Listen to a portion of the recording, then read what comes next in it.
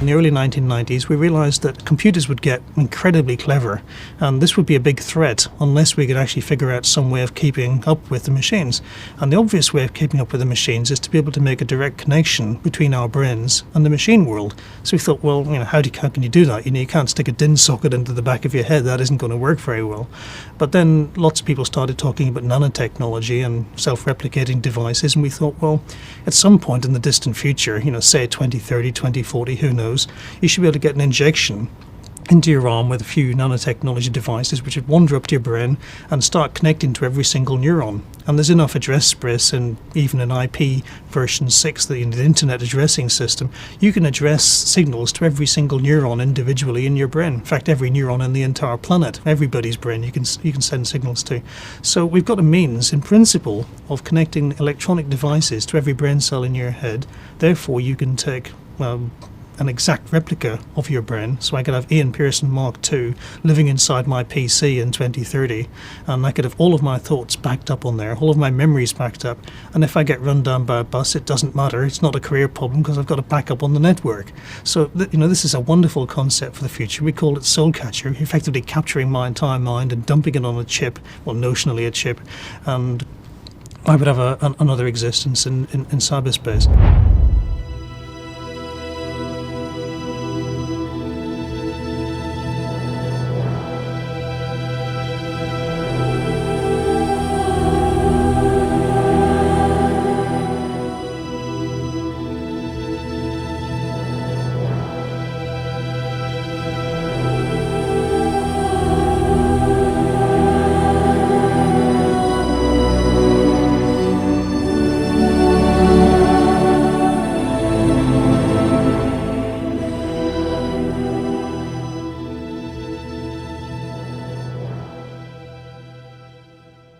Effectively merging in a symbiotic way with digital intelligence revolves around eliminating the I/O constraint.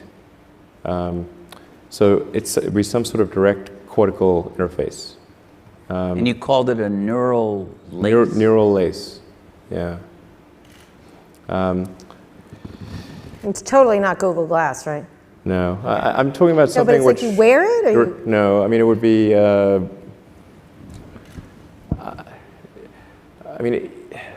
are a few ways to approach this, but some sort of interface directly with your cortical neurons particularly. But doesn't that imply surgical insertion? Not necessarily. You could go through the veins and arteries because that provides a complete roadway to all of your neurons. Your neurons are very heavy users of energy, so they need high blood flow.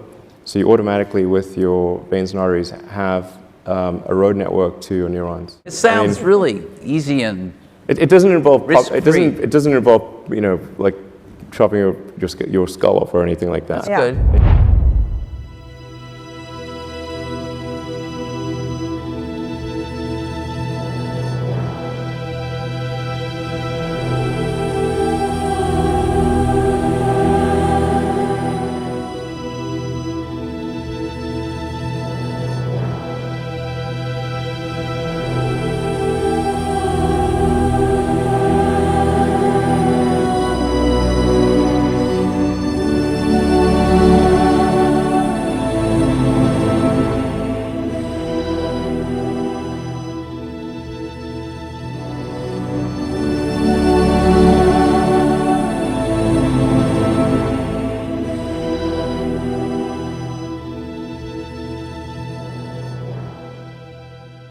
Good morning, everyone. I think our next guest really doesn't need an introduction. I think people may be only beginning to look at is establishing some kind of brain-computer interface.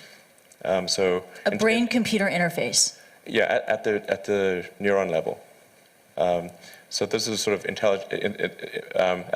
intelligence augmentation as opposed to artificial intelligence. Right. And I think that has a lot of potential. So it's this concept of wiring the brain. So it's either there could be a brain internet, and it could also mean that we can upload our thoughts to the cloud. You would never forget anything. And you wouldn't need to take photographs. Yeah. I know, it's incredible. I mean, you would never forget anything. You would expand your ability to process information, to remember information. It can also be used to fight degenerative diseases like Parkinson's too. Yeah, absolutely. Yeah, yeah. At the University of Reading, Professor Kevin Warwick uses cybernetics to create interfaces between computers and the human world in an attempt to enhance human communication abilities. His latest experiment involves using the internet to communicate with his wife Irena, using signals generated directly by their nervous systems.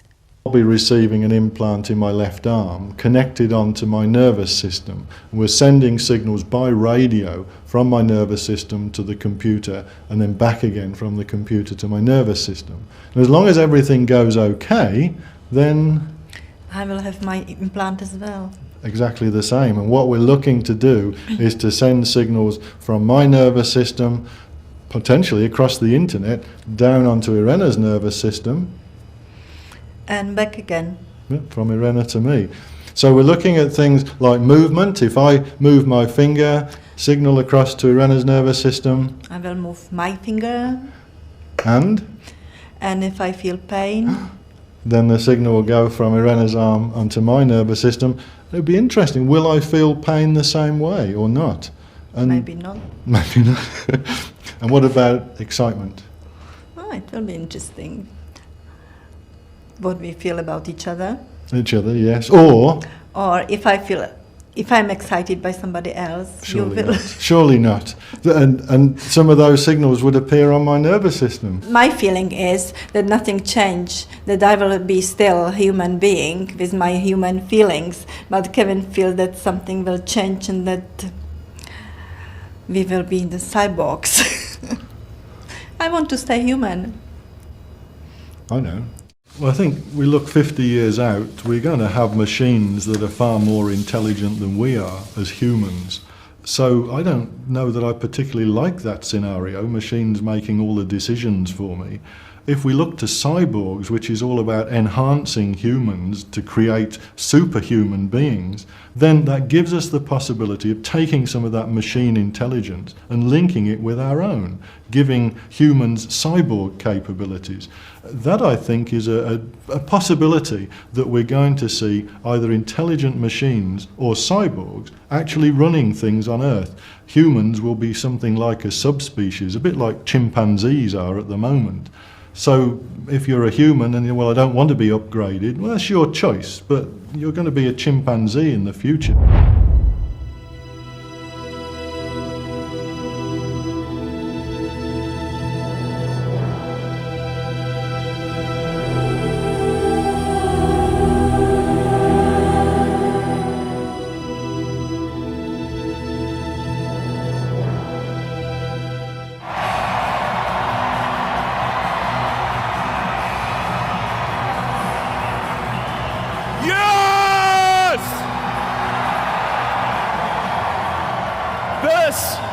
This is what victory feels like.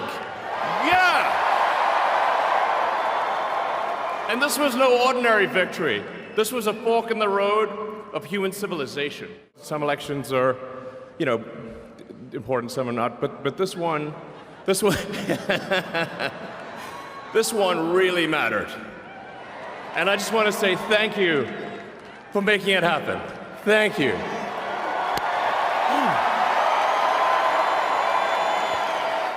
It is thanks to you that the future of civilization is assured. Can you imagine how awesome it will be to have American astronauts plant the flag on another planet for the first time? Bam! Bam! Yeah! There need to be things that inspire you. There need to be things that make you glad to wake up in the morning and say, I'm looking forward to the future. Yeah. I love you guys.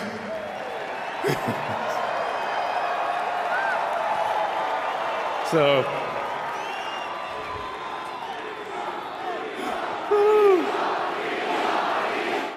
I'm going to work my ass off for you guys. So,